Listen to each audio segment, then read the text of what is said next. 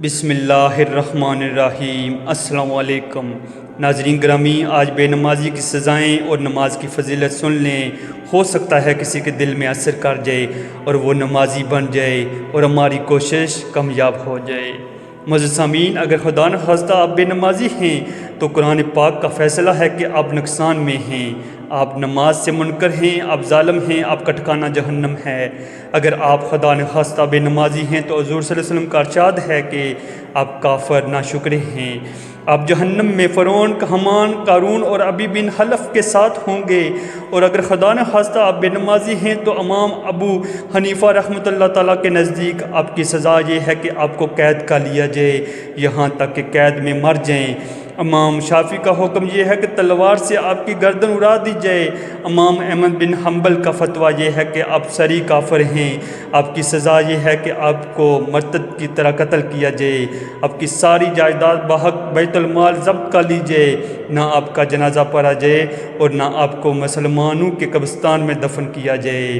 ارشاد باری تعالیٰ ہے تو ان نمازوں کی خرابی جو اپنی نماز سے بھولے بیٹھے ہیں۔ حضرت سیدنا ابن عباس رضی اللہ تعالیٰ عنہما ارشاد فرماتے ہیں، جہنت میں ویل نامی خوف نام وادی ہے جس کی گرمی سے خود جہنم بھی پناہ مانگتا ہے، اور یہ اس شخص کا ٹھکانہ ہے جو نماز کو وقت گزار کر پڑھتا ہے۔ بے نمازی کی سزائیں کے بارے میں احادیث مبارک ہے۔ حضور اکرم صلی اللہ علیہ وسلم کا فرمان ہے، مسلمان اور کافر کے درمیان نماز کو چھوڑنے کا فرق ہے۔ نبی کریم صلی اللہ علیہ وسلم کا فرمان عبرت نشان ہے، جو نماز کے معاملے میں سستی کرے گا اللہ عز و جل اسے 15 سزائیں دیں گے، ان میں سے 6 دنیا میں، 3 موت کے وقت اور 3 قبر میں اور 3 قبر سے نکلنے کے بعد ہوں گی۔ ناظرین گرامی، دنیا کی 6 سزائیں یہ ہیں، اللہ عز و جل اس کی عمر سے برکت ختم کر دیں گے، اللہ عز و جل اس کے چہرے سے نیک لوگوں کی علامت مٹا دے گا، اللہ عز و جل اس کے کسی عمل پر اجر و ثواب نہ دے گا، اس کی کوئی دعا حق تعالی آسمان تک بلند نہ ہونے دے گا، دنیا میں مخلوق اس سے نفرت کرے گی، نیک لوگوں کی دعا میں اس کا کوئی حصہ نہ ہوگا۔ موت کے وقت کی 3 سزائیں یہ ہیں، ذلیل ہو کر مرے گا، بھوکا مرے گا، مرتے وقت اتنی سخت پیاس لگے گی کہ اگر سارے دریاؤں کا پانی بھی اسے پلا دیا جائے تو پیاس نہ بجھے گی۔ قبر میں 3 سزائیں یہ ہوں گی، اللہ عز و جل اس پر اس کی قبر تنگ کر دے گا اور قبر اسے اس طرح دبائے گی کہ اس کی پسلیاں ٹوٹ پھوٹ کر ایک دوسرے میں پوست ہو جائیں گی۔ اس کی قبر میں آگ برقا دی جائے گی جس کے انگاروں میں وہ دن رات الٹ پلٹ ہوتا رہے گا، اس پر ایک اسادہ مسلط کر دیا جائے گا جس کا نام گنجا سانپ ہے، اس کی آنکھیں آگ کی اور ناہن لوہے کے ہوں گے، ہر ناہن کی لمبائی 1 دن کی مسافت کے برابر ہوگی، وہ گرج دار بجلی کی مثل آواز میں کہے گا، میں گنجا سانپ ہوں، مجھے میرے رب عز و جل نے حکم دیا ہے کہ میں تجھے فجر کی نماز ضائع کرنے کے جرم میں صبح تا وقت ظہر اور نماز ظہر ادا نہ کرنے کی وجہ سے ظہر تا عصر نماز عصر ضائع کرنے پر، عصر تا مغرب نماز مغرب نہ پڑھنے پر، مغرب تا عشاء اور نماز عشاء ضائع کرنے پر صبح تک مارتا رہوں۔ جب بھی وہ ایک ضرب لگائے گا تو مردہ 70 ہاتھ زمین میں دھنس جائے گا، تو وہ اپنے ناہن زمین میں داخل کر کے اس کو نکالے گا اور یہ عذاب اس پر قیامت تک مسلسل ہوتا رہے گا۔ قیامت کے دن کی 3 سزائیں یہ ہیں، قیامت کے دن کی 3 سزائیں یہ ہیں، اللہ عز و جل اس پر ایک فرشتہ مسلط کر دے گا جو اسے منہ کے بل گھسیٹتے ہوئے جہنم کی طرف لے جائے گا۔ حساب کے وقت اللہ عز و جل اس کی طرف ناراضگی والی نظر دیکھے گا جس سے اس کے چہرے کا گوشت جر جائے گا، اللہ عز و جل اس کا حساب سختی سے لے گا جس سے زیادہ سخت و طویل کوئی عذاب نہ ہوگا، اللہ عز و جل اس کو دوزخ میں لے جانے کا حکم صدر فرمائے گا، جہنم بہت برا ٹھکانہ ہے۔ رسول اللہ صلی اللہ علیہ وسلم کا فرمان عبرت نشان ہے، جب کوئی قصیدہ ایک فرض نماز چھوڑ دیتا ہے تو اس کا نام جہنم کے دروازے پر لکھ دیا جاتا ہے کہ فلاں کا جہنم میں داخلہ لازم ہو گیا۔ کریم اور حدیث نبی میں سخت وعدیں وارد ہوئی ہیں جن میں سے بعض کا تذکرہ یہاں کیا جا رہا ہے۔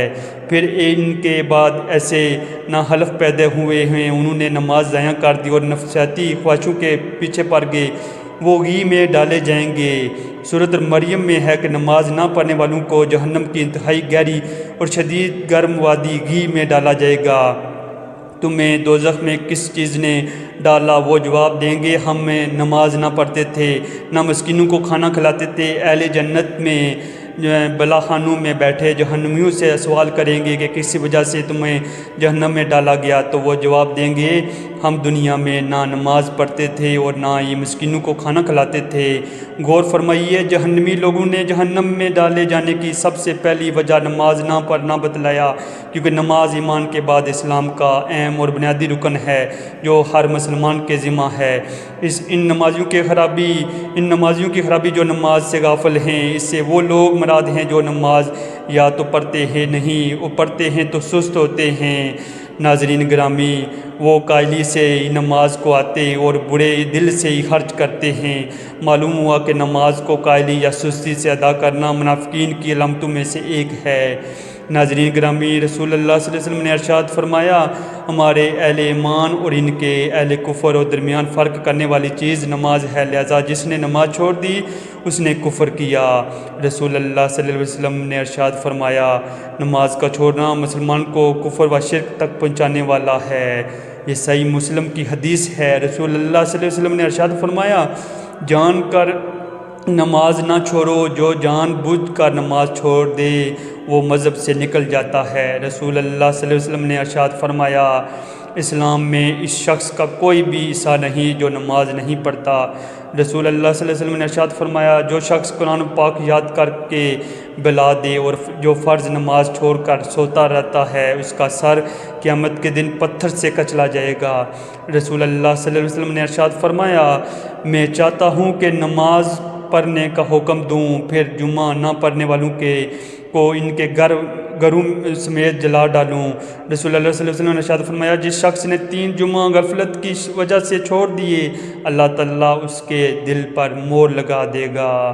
رسول اللہ صلی اللہ علیہ وسلم نے ارشاد فرمایا، جو شخص نماز کا اہتمام کرتا ہے تو نماز اس کے لیے قیامت کے دن نور ہوگی، اس کے پورے ایماندار ہونے کی دلیل ہوگی اور قیامت کے دن عذاب سے بچنے کا ذریعہ ہوگا، اور جو شخص نماز کا اہتمام نہیں کرتا اس کے لیے قیامت کے دن نہ نور ہوگا، نہ اس کے پورے ایماندار ہونے کی کوئی دلیل ہوگی، نہ عذاب سے بچنے کا کوئی ذریعہ ہوگا، اور قیامت کے دن فرعون، قارون، حامان اور ابی حلف کے ساتھ ہوگا۔ گرامی، نماز پڑھیں قبل اس کے کہ آپ کی نماز پڑھی جائے۔ اللہ تعالیٰ ہم سب کو نماز کا اہتمام کرنے والا بنائے، آمین۔ رسول اللہ صلی اللہ علیہ وسلم کا فرمان ہے کہ اللہ تعالیٰ صحت کی حالت میں نماز چھوڑنے والے کی طرف نہ نظر رحمت فرمائے گا اور نہ اس کو پاک کرے گا، اس کے لیے دردناک عذاب ہے، مگر یہ کہ وہ اللہ عز و جل کی بارگاہ میں حاضر ہو کر توبہ کرے تو اللہ تعالیٰ اس کی توبہ قبول فرمائے گا۔ نماز کی اہمیت اس قدر زیادہ ہے کہ حضور نبی کریم صلی اللہ علیہ وسلم نے اپنے وصال کے وقت امت کو جن چیزوں کی وصیت فرمائی ان میں سے سب سے زیادہ تاکید نماز کی فرمائی، بلکہ حضرت علی مرتضیٰ رضی اللہ عنہ سے مروی حدیث صحیح کے مطابق آخری الفاظ جو آپ صلی اللہ علیہ وسلم کی زبان مبارک پر بار بار آتے تھے وہ یہی تھے، نماز کو لازم پکڑو، اپنے غلام لونڈی کے بارے میں اللہ تعالیٰ سے ڈرتے رہنا۔ حضرت عبداللہ بن مسعود رضی اللہ عنہ بیان کرتے ہیں کہ میں نے حضور نبی کریم صلی اللہ علیہ وسلم سے عرض کیا کہ اللہ تعالیٰ کو کون سا عمل سب سے زیادہ محبوب ہے؟ حضور نبی کریم صلی اللہ علیہ وسلم نے فرمایا، نماز کو اس کے مقرر وقت پر پڑھنا۔ ابو ہریرہ رضی اللہ عنہ سے روایت ہے کہ حضور نبی کریم صلی اللہ علیہ وسلم نے فرمایا، منافقوں پر فجر اور عشاء کی نمازوں سے زیادہ باری کوئی نماز نہیں۔ اگر وہ جانتے کہ ان میں کیا فضیلت ہے تو گھٹنوں کے بل گھسیٹتے ہوئے بھی نماز کے لیے حاضر ہوتے۔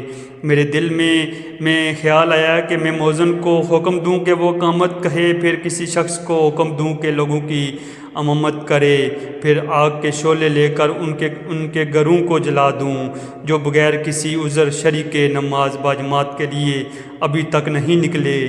یہ حدیث متفق علیہ ہے۔ حضرت ابو بصرہ غفاری رضی اللہ عنہ سے بیان ہے کہ حضور نبی کریم صلی اللہ علیہ وسلم نے مقام معز میں ہمارے ساتھ عصر کی نماز پڑھی اور فرمایا، تم سے پہلی امتوں پر بھی یہ نماز پیش کی گئی تھی، لیکن انہوں نے اسے ضائع کر دیا۔ لہذا جو اس کی حفاظت کرے گا اس کو 2 گنا اجر ملے گا۔ جس شخص نے طلوع آفتاب اور غروب آفتاب سے پہلے نماز پڑھی، یعنی فجر اور عصر، وہ ہرگز دوزخ میں نہیں جائے گا۔ اللہ تعالیٰ کے نزدیک سب سے افضل نماز نماز مغرب ہے۔ جو اس کے بعد 2 رکعت پڑھے تو اس کے لیے اللہ تعالیٰ جہنت میں ایک گھر بنا دے گا، وہ صبح کرے گا اور راحت پائے گا۔ جس شخص نے عشاء کی نماز باجماعت پڑھی تو گویا اس نے نصف رات قیام کیا۔ صد افسوس کہ ہماری قلبی و ایمانی حالت اس قدر بگاڑ کا شکار ہو چکی ہے کہ ہماری نمازیں نتیجہ خیزی کے اعتبار سے احوال حیات میں کوئی انقلاب بپا نہیں۔ فی الحقیقت ایک سجدہ بھی اگر صحیح ادا ہو جائے تو وہ پوری زندگی بدل